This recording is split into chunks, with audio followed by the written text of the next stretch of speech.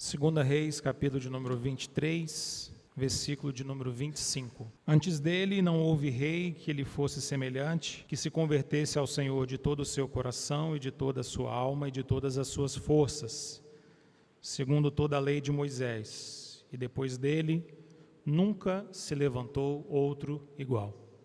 Amém. Vamos orar mais uma vez? Josias foi neto do rei mais vil e mais terrível que já existiu na história do povo do Senhor. Josias foi neto de Manassés. Manassés era um homem vil, um homem iníquo em todos os seus caminhos e, de fato, manchou a realeza em Israel com todas as suas perversidades. A Escritura nos narra que ele foi, de fato, um rei tão terrível que poderia ser considerado pior do que reis pagãos. Esse era o avô de Josias. Seus atos eram repugnantes aos olhos do Senhor. Se você olhar para a sua Bíblia, por exemplo, no capítulo 21, nos versículos 6 a 9, nos conta como Manassés construiu altares idólatras, trouxe feitiçaria para o meio do povo do Senhor e chegou até ao cúmulo de queimar o seu próprio filho em sacrifício. Esse era um homem iníquo no seu coração, era um rei perverso. E Manassés foi pai de Amon. Amon, pai de Josias, não foi um rei muito melhor do que Manassés. Amon também foi igualmente ímpio, igualmente idólatra, igualmente perverso no seu caminho. O seu reinado foi tão desastroso e tão limitado na sua abrangência que ele terminou muito cedo e ele foi assassinado pelos seus próprios oficiais, como nos narra o capítulo 21, verso de número 23. Manassés era terrível nos seus caminhos e seu filho Amon também. E foi exatamente nesse contexto, nessa atmosfera familiar que Josias cresceu. Foi exatamente nessa esfera familiar, que o reinado foi assumido por Josias quando ele ainda contava apenas 8 anos de idade. A gente precisa se lembrar e aceitar o fato de que toda a nossa vida acontece no seio da nossa família. A família, eu gosto sempre de dizer isso, é o palco da nossa vida, é onde a nossa vida acontece, é onde nós experimentamos as mais dolorosas experiências, mas ao mesmo tempo as mais profundas alegrias. É onde nós enfrentamos os embates mais duros da nossa vida, mas onde também nós celebramos os dias mais festivos e cheios de gratidão ao Senhor. Família é o palco da vida, é onde nós vivemos, onde nós crescemos, onde nós aprendemos. Às vezes temos que carregar muita coisa que lá recebemos, às vezes precisamos romper drasticamente. É o contexto da nossa vida, e cada um de nós aqui tem um contexto distinto, um contexto característico. Josias cresce nesse ambiente e assume o reinado ainda muito cedo, na sua infância, sendo tutoriado e acompanhado, mas mais tarde, quando ele contava ali por volta de seus 26 anos, um jovem rei, Josias então começa uma reforma tremenda no meio de Judá, uma reforma que marcou a história, que é contada e recontada ao longo dos séculos, por ter impactado significativamente o povo do Senhor naquele período de apostasia, de idolatria, de rebeldia contra Deus, em que o juízo de Deus não parava apenas sobre Israel, mas também sobre o Judá no sul. Mas quando ele se levanta, como um servo do Senhor, a reforma que Josias começa a empreender no meio do povo do Senhor, tinha Deus no seu centro. Não era uma reforma meramente política, não era uma reforma apenas de algumas práticas, mas era uma reforma profunda de mudança de rota, de uma conversão verdadeira ao Senhor. O conceito de conversão, biblicamente, tanto no Antigo quanto no Novo Testamento, tem a ver com mudança de rota. Eu gosto de brincar quando leciono sobre conversão, que conversão não é um giro 360 graus. Às vezes a gente se empolga e diz, a minha vida vai virar 360, e eu digo, não. Se você girar 360, você volta para o mesmo lugar. Basta 180 para você ter realmente uma mudança radical. Biblicamente, conversão tem a ver com isso, mudança de rota, mudança de direção, conserto daquela direção que estava sendo levada de maneira incorreta e agora precisa ser conduzida de outra maneira. Manassés ia numa direção, Amon ia numa direção, Josias decidiu, pela palavra de Deus e pelo Espírito Santo, ir em outra direção. Uma verdadeira reforma, uma verdadeira conversão, uma reforma espiritual e piedosa que tinha Deus no seu centro. O versículo de número 25 nós acabamos de ler, e eu queria te convidar a voltar os seus olhos para ele de novo. Resume muito bem o que havia acontecido ali. O texto nos diz que antes dele não houve rei que lhe fosse semelhante, que se converteu ao Senhor de todo o coração, de toda a alma e de todas as suas forças, seguindo toda a lei de Moisés, e depois dele nunca se levantou outro igual. Essa é uma maneira hiperbólica, enfática do autor bíblico nos dizer que essa foi uma reforma inigualável, incomparável, que na narrativa de Israel, embora nós tenhamos notícia de tantos outros homens piedosos, mas nunca houve uma reforma cujo impacto fosse tão grandiosa como essa. E eu quero chamar a sua atenção, então, para alguns aspectos que compõem essa reforma que Josias empreendeu no meio do povo de Judá. Essa conversão, essa mudança de rota. Olha comigo, então, para o versículo de número 25, em especial para a parte A desse versículo. O texto começa dizendo: antes dele, não houve rei que lhe fosse semelhante, que se convertesse ao Senhor. Ao Senhor. Em quantas gerações do seu avô, do seu pai, iam de mal a pior, o que Josias faz, quando assume o reinado, depois dos seus 26 anos de idade, é voltar-se para Deus. Às vezes na nossa vida, mudanças de rota não são a solução, porque eu posso mudar de rota, e ainda assim a rota que eu escolhi ser uma rota inadequada. Mais importante do que a mudança em si, é a direção da mudança na nossa vida. É para onde nós mudamos. É qual é o alvo da nossa mudança. Mudanças por si mesmas não são necessariamente boas, podem ser ruins, podem ser deletérias, trágicas para a nossa vida. Para onde nós mudamos, ou a qual a direção dessa conversão é que é importante. Quando a Escritura nos fala sobre conversão, a Escritura não está nos falando apenas sobre uma transformação, apenas sobre um giro, apenas sobre mudanças por mudanças, mas uma mudança de caminho que nos coloca na rota de Deus, da vontade de Deus, do querer de Deus.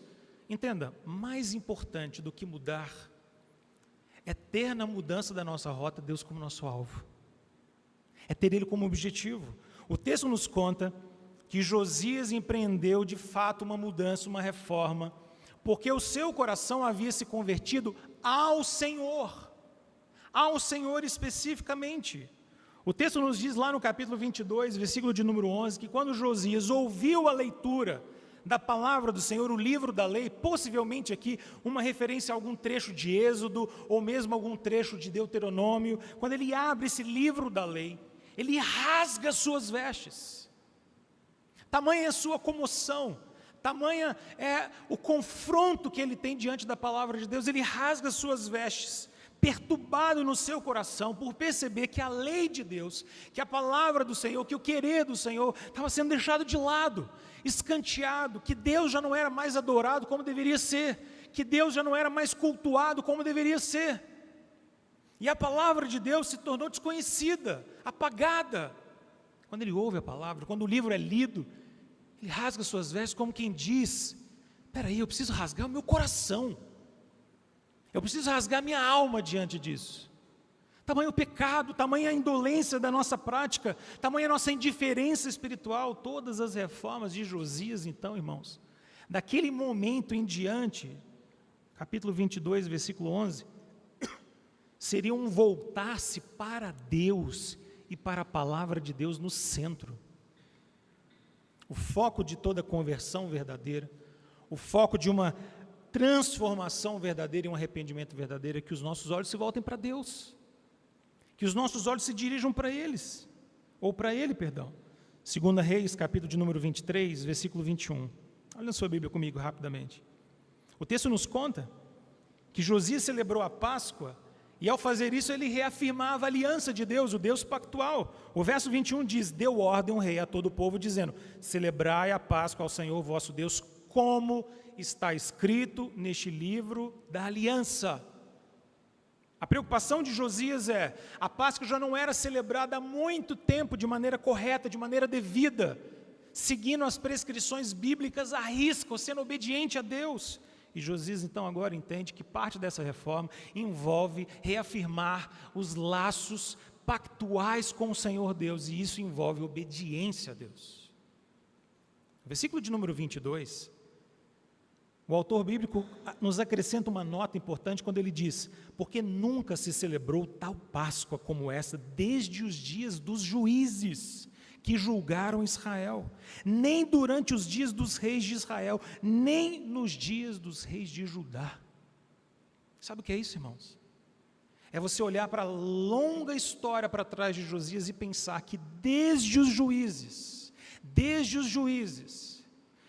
passando pelos reis de Israel, passando pelos reis de Judá, havia inconsistências na maneira de obedecer a Deus numa das celebrações mais importantes de Israel. Josias olha para isso e diz: é preciso que se celebre de novo, mas é preciso que se faça isso conforme a aliança do Senhor. Perceba que Josias não estava fazendo uma reforma de prestígio próprio, não era reformar por reformar, não era trazer atenção sobre si mesmo, não era ser um bom rei, mas era ter Deus como aquele que governa o seu povo, e a vontade do Senhor precisava ser feita. Josias, ao celebrar a Páscoa, trazia a memória de Judá, todo o povo no sul, que o seu compromisso era com o Senhor, com a sua libertação. Celebrar a Páscoa era esse voltar-se para o Senhor completamente, renovando a aliança, renovando a dependência. Em um tempo de rebelião, de esquecimento de Deus, Josias conduziu o povo a voltar-se para o Senhor. Mas além disso, além de voltar-se para o Senhor, olhe de novo na sua Bíblia, verso de número 25.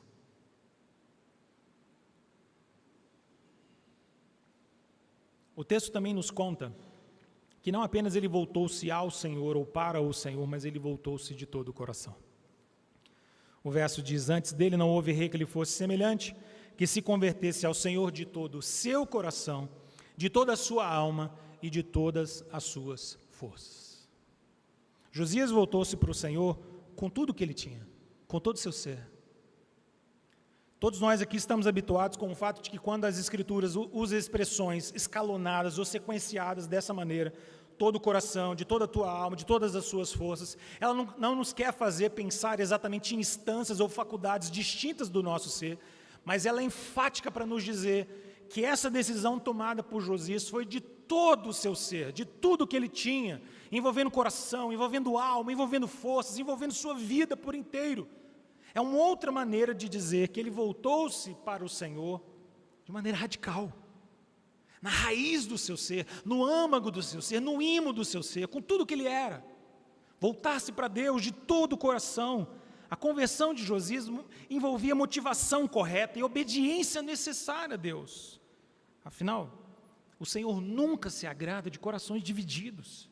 Se existe algo que as Escrituras condenam vez após vez, é o fato de que muitas vezes nós nutrimos um espírito dobre, um ânimo dobre, um coração dividido. Você se lembra que a derrocada do povo do Senhor de Israel começa no período de um dos reis mais conhecidos e sábios, Salomão. Depois da sua morte, o reino se divide. Depois da sua morte, Israel já não é mais uma unidade, não é mais aquela pátria em toda a sua abundância. Salomão não leva à frente as grandes reformas e mudanças que Davi, seu pai, havia feito. Dali em diante, o problema se torna cada vez maior. E qual é o motivo? 1 Reis, capítulo 11, verso 4. 1 Reis, capítulo 11, verso 4, nos lembra que a derrocada do povo de Israel começou quando Salomão teve o seu coração não inteiramente dedicado ao Senhor. Essa é a expressão bíblica que aparece ali. Pois Salomão não tinha mais o seu coração todo dedicado ao Senhor. Era dedicado ao Senhor? Era, mas parcialmente, não integralmente. Suas muitas mulheres, concubinas, adoravam a deuses pagãos, e o coração de Salomão foi abrindo pequenas comportas para poder nutrir e criar espaço e dar afago para essas paixões que ele tinha e também para essas adorações ou essas idolatrias no seu coração. O seu coração não era todo para Deus mais. Deus abomina corações divididos. Deus abomina corações que se apresentam a Ele pela metade. O zelo de Josias aqui então, irmãos, se viu no completa dedicação do coração dele. Olhe para o versículo de número 24, veja como as decisões dele refletem a totalidade do seu coração. O verso 24 diz que aboliu também Josias os médiuns, os feiticeiros, os ídolos do lar, os ídolos e todas as abominações que se viam na terra de Judá e em Jerusalém, para cumprir as palavras da lei que estavam escritas no livro que o Senhor, ou o sacerdote Ilquias, achara na casa do Senhor. Ele fez uma limpeza geral. Ele fez uma limpeza completa, pôs fim à idolatria no meio do povo do Senhor. A quebra dos ídolos, dos altares, dos lugares altos, era motivado pelo anseio do coração desse servo do Senhor de que a adoração fosse exclusiva para Deus. Josias voltou-se para o Senhor. Josias voltou-se para o Senhor de todo o coração.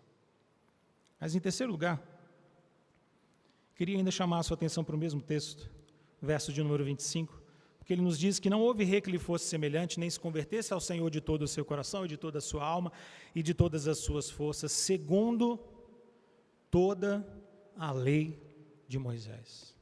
Segundo toda a lei de Moisés. Esse foi um rei que voltou-se ao Senhor ou para o Senhor. Voltou-se de todo o coração, de toda a alma e toda a força. E voltou-se para obedecer ao Senhor. Para fazer a vontade de Deus. Para seguir ao Senhor. O texto nos diz que ele se volta para obedecer toda a lei de Moisés. O compromisso no coração desse servo bendito do Senhor era obedecer aos mandamentos de Deus, que haviam sido deixados de lado por todos os seus familiares próximos ali, pelo menos Manassés e Amon, seu pai. E ele agora se volta de todo o coração. Lembra que o povo do Senhor é levado para o cativeiro porque lhes falta conhecimento. O conhecimento do qual as Escrituras nos falam não é conhecimento apenas teórico, mas o conhecimento que nos conduz à obediência. É a obediência que demonstra de fato a nossa compreensão do mandamento do Senhor. A interpretação de qualquer mandamento é a sua verdadeira obediência. Senão seria apenas teoria na nossa mente, seriam apenas palavras na nossa mente. E esse homem está decidido no seu coração. Olhe comigo na sua Bíblia, capítulo 23, verso 3. O texto nos diz no versículo de número 3, que o rei se pôs em pé junto à coluna e fez uma aliança ante o Senhor para o seguir, em guardar os seus mandamentos, os seus testemunhos, os seus estatutos de todo o coração e de toda a alma, cumprindo as palavras desta aliança que estavam escritas naquele livro. E todo o povo anuiu a essa aliança. Quando ele se depara com a palavra de Deus, quando ele abre o livro e é confrontado pelo livro, quando as suas vestes do seu coração são rasgadas diante da verdade de Deus, exposta nos mandamentos, a reação desse rei é então fazer aliança com o Senhor, compromisso com o Senhor, de ser cumpridor da lei de Deus. A lei do Senhor tem um papel precioso, porque ela nos fere, porque a lei estampa ante os nossos olhos a nossa condição pecaminosa. É por isso que a lei é um aio para nos conduzir a Cristo, é um tutor que nos leva na direção do Redentor, porque a lei coloca diante de nós o fato inquestionável, irremediável de que nós somos pecadores, falhos, dependentes de modo completo da graça de Deus. A lei fere, a lei abre ferida no nosso coração, a lei nos condena, a lei nos mata. Não porque ela seja ruim, mas porque nós estamos enfermos por causa da pecaminosidade do nosso próprio coração. A lei justa, perfeita, santa de Deus, expressão do seu caráter, nos mata, nos fere, porque nós somos pecadores. Josias tem um coração ferido pela lei do Senhor e decidido a obedecê-la.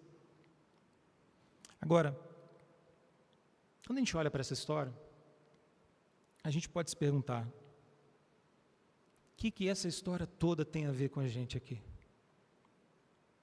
O que essa reforma espiritual, essa reforma piedosa, essa mudança na história, no rumo do povo do Senhor em Judá, tem a ver comigo e com você hoje aqui, essa manhã?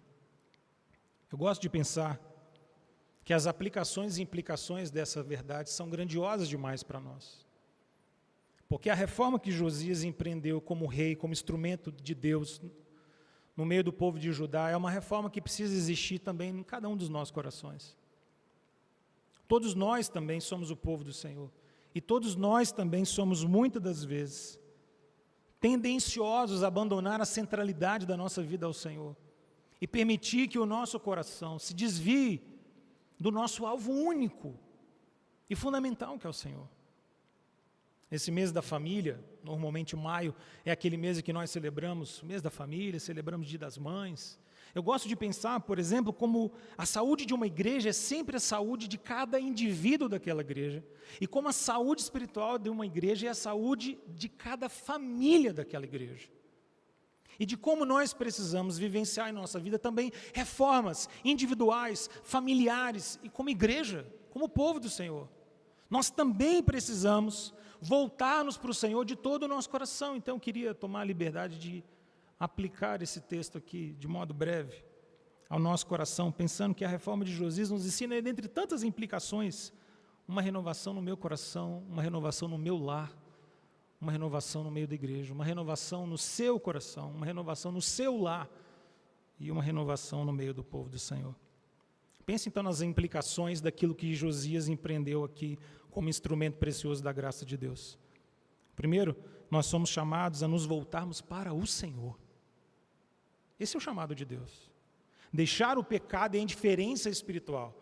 Quando nós voltamos para Deus, nós estamos renovando a nossa dependência de Deus, a nossa vida de adoração, a nossa vida de culto ao Senhor.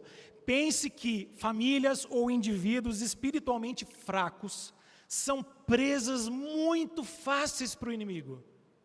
Quando nós desconsideramos a seriedade da nossa vida espiritual, quando nós nos tornamos indiferentes, quando nós nos tornamos secos e gélidos para as coisas de Deus, nós corremos o risco, irmãos, de tocarmos a nossa vida espiritual de qualquer jeito, com indiferença, com insensibilidade à presença e à glória do Senhor.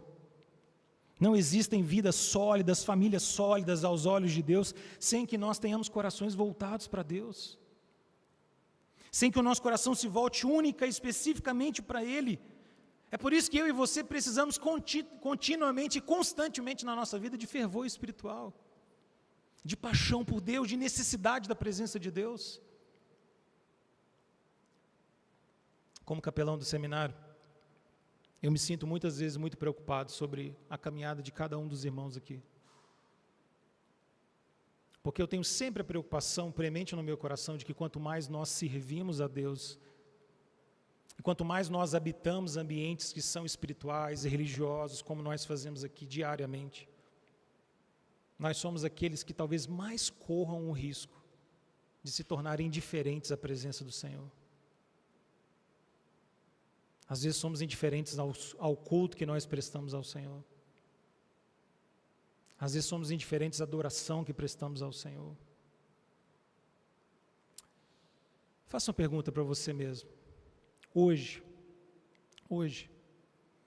você tem o mesmo fervor espiritual que você tinha quando você entrou aqui? O mesmo fervor espiritual de quando o Senhor te vocacionou a primeira vez? É o mesmo? Ele mudou? Se mudou, e mudou para melhor? Se tornou mais profundo, mais dependente de Deus? Você ora hoje com mais dedicação e fervor do que você orava quando você se sentiu vocacionado a primeira vez? Você lê a Bíblia com o mesmo desejo de conhecer Deus? Você cultua ao Senhor com a mesma sensibilidade de saber que é Deus que fala a você? Veja, irmãos, nós também precisamos de uma reforma. Nós também precisamos nos voltar para o Senhor, todos os dias. Todos os dias. Mas além de voltarmos para o Senhor, nós precisamos fazer isso de todo o coração. A exortação que moveu o coração de Josias e de todo o povo de Judá era voltar-se para o Senhor, mas voltar-se de todo o coração. Não existe espaço em uma vida de espiritualidade e dedicação a Deus para meias medidas, irmãos. Não tem. Deus abomina corações divididos. Se você oferecer metade do seu coração para Deus, Deus não se agradará de você. Ele não vai se agradar, definitivamente. Não é possível negociar com Deus a adoração pela metade. Senhor, eu vou dedicar isso na minha vida para o Senhor, mas essas outras coisas aqui eu quero do meu jeito. Não é possível. Ou Deus é tudo na nossa vida, ou Deus não é nada.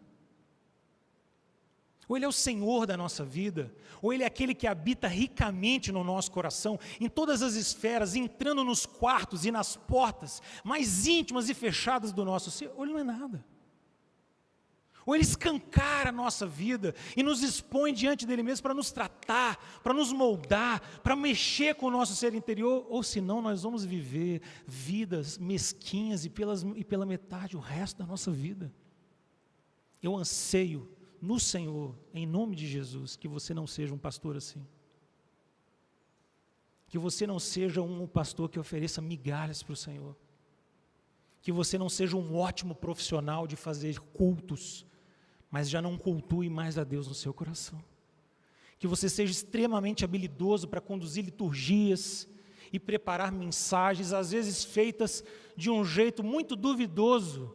Eu espero que isso nunca aconteça com você. Eu anseio e oro para que você nunca troque a sua primogenitura do seu chamado pastoral por pratos de lentilhas desse mundo que facilitam caminhos. Que você nunca negocie isso, porque esse é um risco que a gente tem. De oferecer para Deus só pela metade, de oferecer para Deus aquilo que os homens veem, de orar bonito quando as pessoas me ouvem, de pregar com fervor quando eu estou publicamente, mas ter um coração longe de Deus. Deus abomina corações divididos. Ou o nosso coração é todo do Senhor, ou não é nada. A idolatria, irmãos, precisava ser extirpada não apenas dos altos em Israel e Judá. A idolatria precisa ser extirpada do nosso coração, do nosso ímã, do nosso ser. E eu pergunto a você, quais os ídolos que você ainda tem acalentado no seu coração até hoje? Existem? Existem ainda traços de idolatria, compromissos espirituais idólatras do seu coração?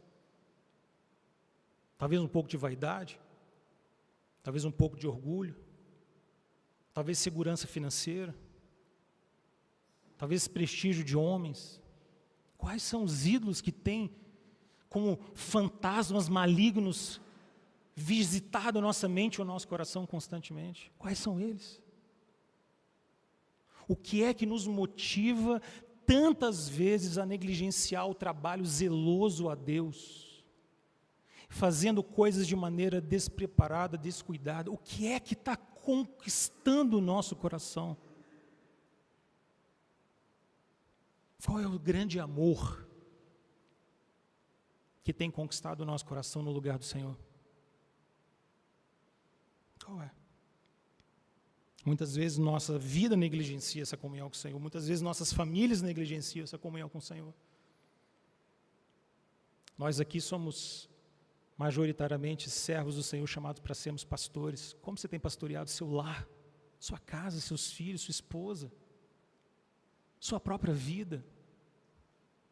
Nós precisamos voltar para o Senhor, mas precisamos voltar ao Senhor de todo o nosso coração. Mas além disso, nós precisamos voltar ao Senhor também para uma vida de obediência à palavra do Senhor. Eu acho maravilhoso como Josias, e essa não é a única vez que acontece isso nas Escrituras, vez após vez, grandes reformas, lembra, por exemplo, de Esdras e Neemias, são reformas cuja centralidade é a palavra de Deus, é a lei de Deus.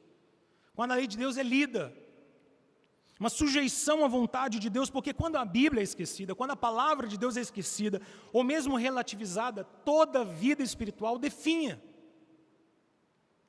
A nossa vida espiritual vai por água abaixo se a palavra de Deus não é centro na nossa vida. Foi assim com Israel, irmãos. Foi assim com Judá. Foi assim com homens preciosos de Deus, porque não seria também comigo e com você. Aquele que está de pé precisa vigiar para que não caia. Não fique seguro demais. Não confie demais, não se estribe no seu próprio conhecimento, porque o fim disso é morte. O fim disso é morte, é queda. Sem obediência à lei de Deus, não existe florescimento espiritual, mas nós vivemos, irmãos, numa era de relativismo, de relativização geral, em que a lei de Deus é questionada, é duvidada, é reinterpretada para caminhos fáceis. Que nós queremos viver vidas licenciosas, vidas fáceis, vidas em que nos guiamos a nós mesmos por nossa própria vontade, mas a vontade de Deus é perfeita. A lei de Deus não é para ser questionada, a lei de Deus não é para ser debatida, a lei de Deus é para ser obedecida. A gente se sujeita a ela, porque Ele é o Senhor, porque Ele é o Deus Todo-Poderoso, e sem obediência à lei de Deus não existe crescimento espiritual. Feliz é o homem que medita na lei do Senhor dia e noite.